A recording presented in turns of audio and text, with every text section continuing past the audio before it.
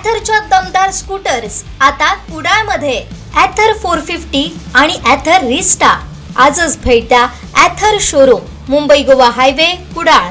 Hotel spice कोकणच्या समोर. संपर्क 9730 10 64 77. ठाकरेंच्या खासदारांनंतर आमदारही शिंदेंच्या संपर्कात असल्याचा मोठा दावा गृहराज्यमंत्री योगेश कदम यांनी केलाय. पाहुयात रत्नागिरी दौऱ्यावेळी ते काय म्हणाले. पहिल्यांदा आपल्याला मी करेक्ट करतो, उघाडासोबत असलेले खासदार हे शिवसेनेमध्ये आलेत. एकंदरीत मी याही अगोदर सांगितलं होतं की उद्धवजींच्या कार्यपद्धतीवरती नाराज होऊन त्यांचे अनेक पदाधिकारी हे आजही नाराज आहेत, अनेक नेते मंडळी ही आजही नाराज आहेत. आणि प्रामुख्याने आता ते त्या खासदारांच्या मतदारसंघामध्ये दौरे करत आहेत खरे, परंतु ह्याच खासदारांच्या मतदारसंघामध्ये ज्यावेळेस जिल्हा परिषद, पंचायत समित्या, नगरपंचायती म्हणजे जेव्हा कार्यकर्त्यांच्या निवडणुका लागल्या होत्या आता 3 महिन्यापूर्वी, त्यावेळेस उद्धवजी मात्र तिकडे गेले नाहीत. आणि परिणामी किंवा त्याच्यामुळे असेल किंवा अनेक कारणांमुळे त्यांचे सर्व उमेदवार हे पराभूत झाले.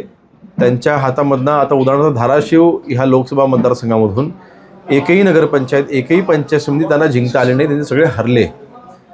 मग कार्यकर्त्यांच्या निवडणुकामध्ये हे दौरे करणार नाहीत. दुसऱ्या बाजूला माननीय एकनाथ शिंदे साहेबांनी जिल्हा परिषद आणि पंचायत समितीच्या निवडणुकांमध्ये प्रत्येक जिल्ह्यावर दौरा केला. म्हणजे कार्यकर्त्यांच्या निवडणुकाला देखील तितकंच महत्त्व देणारे एकनाथ शिंदे साहेब आहे.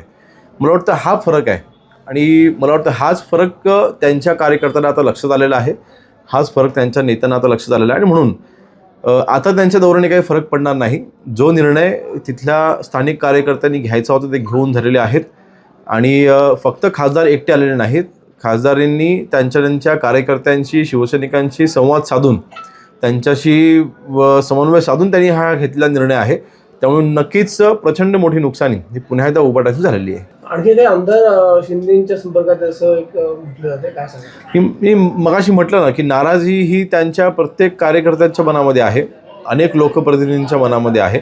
आणि त्यामुळे आम्हाला त्यांच्या संपर्कात ज्याची आवश्यकताच पडत नाही, तेच आम्हाला समोरनं संपर्क करत आहे की आम्हाला तुमच्याकडे आता यायचं आहे. आणि कार्यकर्त्यांच्या पाठीशी उभारणारा नेता आम्हाला हवा आहे, त्यांचंच म्हणणं आहे. वंदनीय बाळासाहेबांचे विचार खऱ्या अर्थाने एकनाथ शिंदे साहेबच पुढे घेऊन जात आहेत. आणि ह्याच मला वाटतं ह्याच मतावरती अनेक कार्यकर्त्यांनी, अनेक नेते आज आमच्यासोबत जोडलेले आहेत.